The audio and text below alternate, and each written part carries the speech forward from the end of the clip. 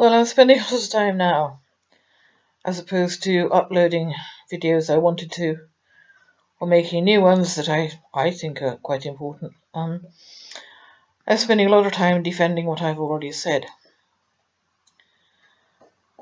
And I'm sorry, but no matter what the consequences, I cannot retract what I have said about my mother's death.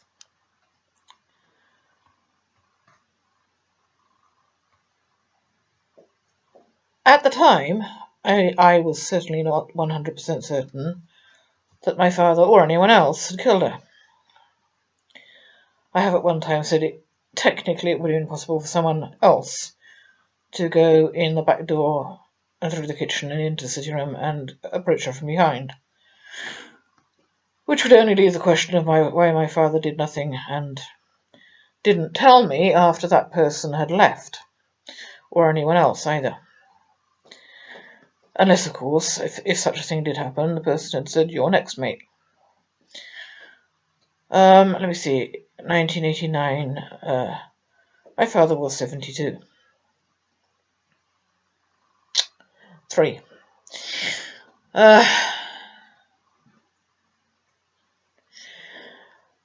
I wasn't certain at the time. And in fact, the shock of finding my mother dead in her armchair was enough on its own, without contemplating too hard the idea that my father had just killed her. However, I could not help but notice the blood-stained cushion by her foot. Nor could I help but notice the stream of dried blood from the corner of her mouth, as I said before. Nor could I help but notice that she was already stone cold, in a heated room. And of course, I do not have any medical qualifications whatsoever, none. However, at the time my father phoned, he said she'd been dead 10 minutes, and I got there about 10 minutes later. In other words, she should have been dead about 20 minutes when I got there. Whether she would have got stone cold in a heated room in that time, I don't know for sure, but I wouldn't have personally thought so. Anyway, I think she died, in other words, soon after I left at 8 p.m. He phoned at 9 p.m. The fact that my father was sat immobile on a settee across the room, well, that could have been down to shock, certainly, or a traumatic reaction. Certainly it could. He looked exhausted. But again, emotional exhaustion. So far I have the blood-stained cushion and a trickle of blood from her mouth, which many years later a doctor told me would not result from an asthma attack, but only from trauma to the lungs. And I've seen this confirmed again and again in recent times. Then, of course, there was the fact that my father described my mother's death to me. I'm pretty sure I've done this one, and I am getting inured to it, so I'll do it again.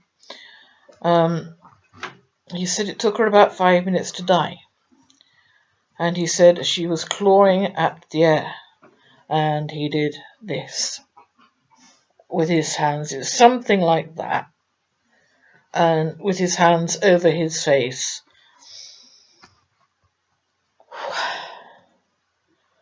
Much later, I figured that perhaps what she had been clawing at in reality was the cushion with the blood on it that had been over her face. I think I'm going to leave that there, because that is what I have on my mother, at least. And no, I'm not going to leave it there. I did spend many years wondering why the hell my father had rung me and nobody else. This might ring a bell to anyone who's heard me talk about Fiona Green's death. He had not rung a doctor. He had not rung an ambulance. He didn't have a landline at that time. Yes, he did. Of course he did. He had a landline installed in 1986 when he had heart surgery. Prior to that, we had never had a landline. So, what am I saying?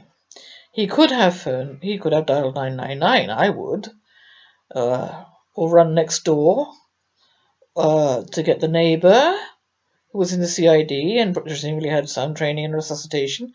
But my father himself had training in resuscitation. He'd been in, the civil defence and the army and God knows what else. So he hadn't done anything at all. He had simply watched her die. That puzzled me for many a year, even when I was not prepared to look at the other evidence I'd seen. When I say look at it, I mean in my head, examine it or ponder it. The clincher for me was when he did exactly the same thing again with Fiona Green. And when he rang at 7 a.m., 7:15 at the very latest, and said, Fiona is dead. And again, it turned out that neither he nor the other man I know for certain was present at Fiona Green's death had phoned an ambulance or a doctor or attempted resuscitation or carried Fiona 300 and something feet to the nearest accident and emergency department. It was very, very close. The Royal Southampton Hospital is extremely close to 19 Cranberry Avenue. West Cranberry Avenue, yeah. I think it was at that moment, on the 16th of February 1994, that I not only knew that my father had had a hand in Fiona's death, but that he had had a hand in my mother's as well, because I had such a feeling of déjà vu when I heard that phone call. There is a great deal more evidence, as far as I'm concerned, as well, in the case of Fiona. After all, this is all old ground. I was at the inquest. Been over all of that.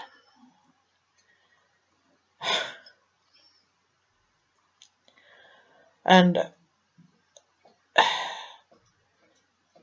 if I assume that only two men were present at Fiona Green's death, my father... Oh, he did ring from an unfamiliar landline. I've said that too. I didn't recognise the telephone number. So why wasn't he in his own home? Why did he lie and tell me that Fiona's mother had told him that Fiona was dead, when in point of fact at that time, Fiona's mother didn't know she was dead, as I found out later that day? And the wonderful little story that Ellen had said, Dickie, something terrible's happened. Oh, Dickie, something terrible's happened. No, my mother said Dickie. Ellen said Dick. Oh, Dick, something terrible has happened. That was it.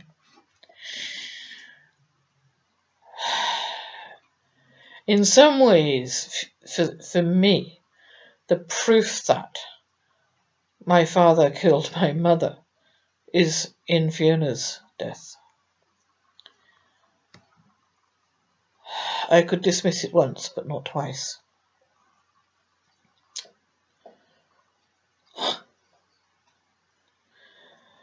Robin Stoddart, the other man present at her death, got murdered by a hitman 2 years later. Recorded fact. As to my father's alias of Dick Oakley, again and again I said that a man with the alias of Dick Oakley died on the 6th anniversary of Fiona's death, which sure as hell looks like a revenge killing to me. And although he was 81 and in hospital with COPD, He required a post-mortem. I have made videos about all of this, and I am sorry, but no matter what the consequences, and I do love my brother, and I would like to be friends with him at the end of my life, I cannot backtrack on anything that I have said about either my mother or Fiona. My father was involved in both deaths.